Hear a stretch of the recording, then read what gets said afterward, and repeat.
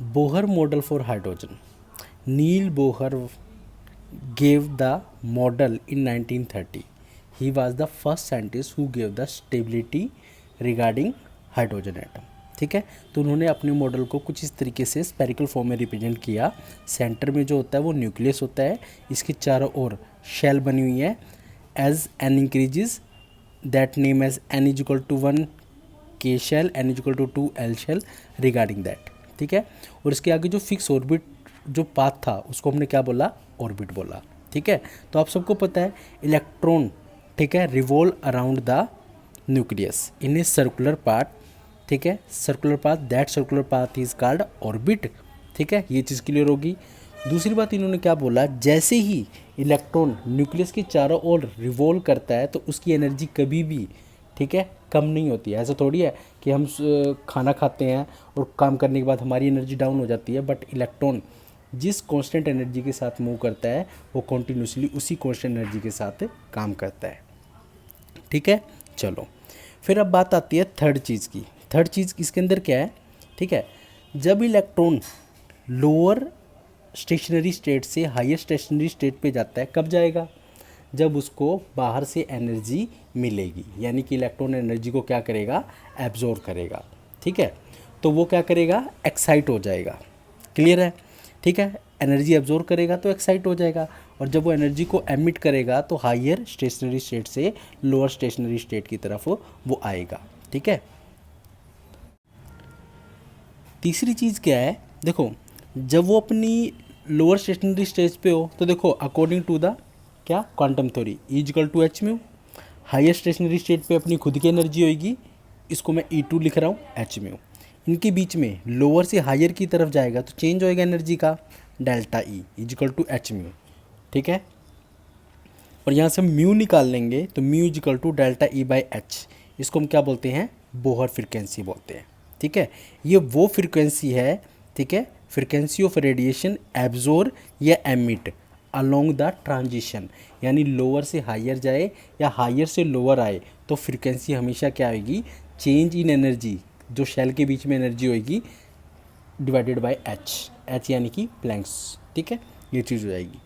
और फोर्थ चीज़ क्या आती है, जब इलेक्ट्रॉन, ठीक है, शेल यानी कि शेल के अलोंग मूव कर रहा होता है, ठीक है, तो उसके अंदर जो एंगुलर मोमेंटम होता है वो होता है M V R is equal to multiple of N H by 2 pi. ठीक है, यानी इंटीग्रल मल्टीपल, यानी कि जो यहाँ पे एन होगा वो आपका प्रिंसिपल क्वांटम नंबर होगा। प्रिंसिपल क्वांटम नंबर यानी कि एन की वैल्यू 1 2 3 4 उसके रिगार्डिंग। ठीक है, ये चीज़ होगी हमारी। फिफ्थ चीज़ है हमारी, जब इलेक्ट्रॉन उस ऑर्बिट के अलोंग मूव करता है तो उसकी एनर्जी क्या होगी, E N is equal to -2.18 into 10⁻18 Z square by N square. N तो आपको पता ही हो जाएगा, एन की वैल्यू KLM12, जेड आपका एटॉमिक नंबर। ठीक है, ये जूल के अंदर। अब आता है आपका लिमिटेशन ऑफ बोहर मॉडल। देखो बोहर मॉडल ने सिर्फ हाइड्रोजन का स्पेक्ट्रम ही एक्सप्लेन किया था, अदर हाइड्रोजन मतलब अदर देन हाइड्रोजन नहीं एक्सप्लेन कर पाया। ठीक है, यानी कि हाइड्रोजन के अलावा डबलेट ट्रिपलेट जो बन रहे थे, जीमन इफेक्ट वगैरह, ये एक्सप्लेन नहीं करे। सेकंड चीज़ थी ही couldn't explain the ability of atom. ठीक है, यानी कि ability of atom to form molecule by the chemical bond, यानी कि केमिकल बॉन्ड के द्वारा, ठीक है, दो एटम आपस में कंबाइन होकर मॉलिक्यूल बना सकते हैं, इस एबिलिटी को एक्सप्लेन नहीं कर पाया। ठीक है, ये इसकी लिमिटेशन थी। ठीक है, अब एक मोस्ट इंपॉर्टेंट क्वेश्चन आता है, why does negative electronic energy of hydrogen atom mean, यानी कि देखो मैंने यहाँ पर क्या लगाया, E N is equal to -2.18 into 10⁻18।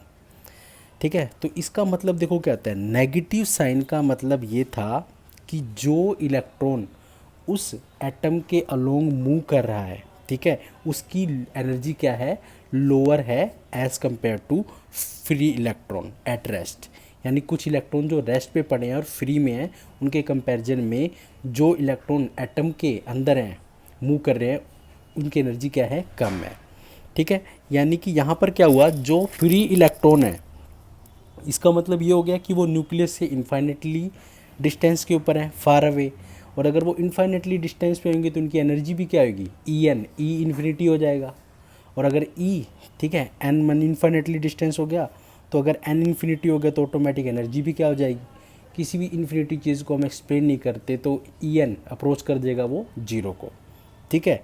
तो इसका मतलब है कि जब इलेक्ट्रॉन क्लोज़र आएगा तो एन की वैल्यू क्या होगी, कम होती जाएगी, ठीक है, एम की वैल्यू डिक्रीज़ हो जाएगी, और एन की वैल्यू तो डिक्रीज़ होएगी बट एब्सोल्यूट एनर्जी इंक्रीज़ होएगी, बट किसकी फॉर्म में, नेगेटिव की फॉर्म में।